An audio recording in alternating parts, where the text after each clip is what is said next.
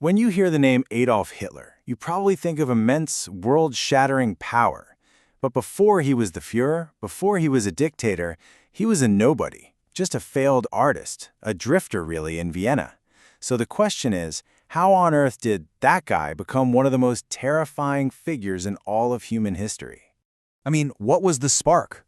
What could possibly transform this bitter, young man into someone who would literally try to conquer the world? Was it politics? Sure. Economics? Of course, but what if it was something else? Something stranger? Well, according to one incredibly controversial book, the real key to understanding Hitler's rise to power has nothing to do with politics. It has to do with a single ancient artifact. So today, we're going to dive into the absolutely astonishing claims made in the 1973 book, The Spear of Destiny.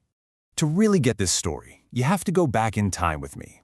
Picture it, Vienna, early 1900s. And for a second, forget the dictator.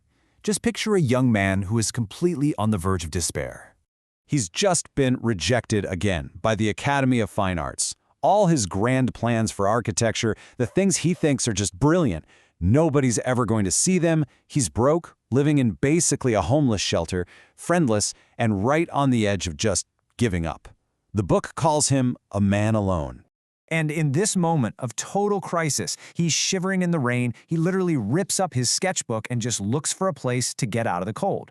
Now, according to this story, that one decision would change not only his life, but the entire world. He ducks into the Hofburg Treasure House, a museum he'd been to before. But this time, something's different. This time, he happens to overhear a tour guide talking about one very specific exhibit. And those are the words that supposedly just snap him out of it. He looks up and he sees the legendary Spear of Longinus. Yep, the very spear that they say pierced the side of Christ on the cross. And the legend that goes with it, well, it's a legend of ultimate power. And this is where the story gets really, really weird. As Hitler just stares at this spear, the book says the museum itself just fades away. He's hit with this flash of illumination, and he sees the future, his future, and it's all tied up with this ancient object. He feels this immediate, almost mystical connection to it, like he's owned it before, maybe in a past life. And this one single moment allegedly convinces him he isn't a failure at all. No, he's a man of destiny. So, what was it about this spear that held so much power for him? I mean, how did this one object get such a powerful reputation? Well, the book argues that this spear wasn't just some old relic. No, it had a 2,000-year history of being passed down through the hands of the world's most powerful people. According to the legend that's traced in this book, the list of owners is just a who's who of European history. You've got Roman commanders, you've got Constantine the Great, who supposedly converted an entire empire with its power, all the way to Charlemagne, who founded the Holy Roman Empire with the spear right by his side. Get this, in total, 45 emperors across 1,000 years were said to have possessed it. Now, for a guy like Hitler, who was totally obsessed with history and destiny, this wasn't just a legend. It was a blueprint, a roadmap to power. The spear was this unbroken chain of conquest, and he saw himself as the next link.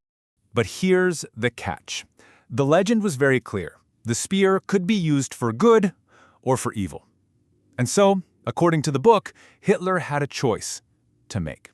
The author actually calls this the temptation of Adolf Hitler. So how did he build this worldview of pure evil? The book claims he basically mixed together this toxic philosophical cocktail. He took the idea of a blind, striving will from Schopenhauer. From the composer Wagner, he grabbed all these myths about racial purity.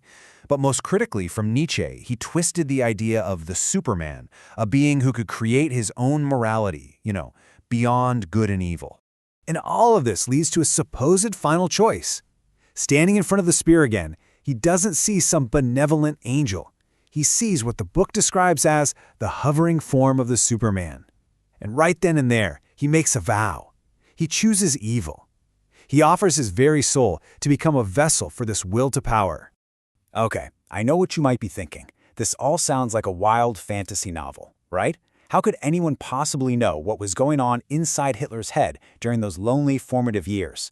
Well, the author of the book claims there was a secret witness. Let me introduce you to Dr. Walter Johannes Stein. Ravenscroft, the author, presents him as this brilliant scholar and occultist who, in a wild coincidence, was also in Vienna researching the very same Spear of Destiny at the exact same time. And he claims Stein actually met and knew the young Hitler and saw this dark transformation happen firsthand.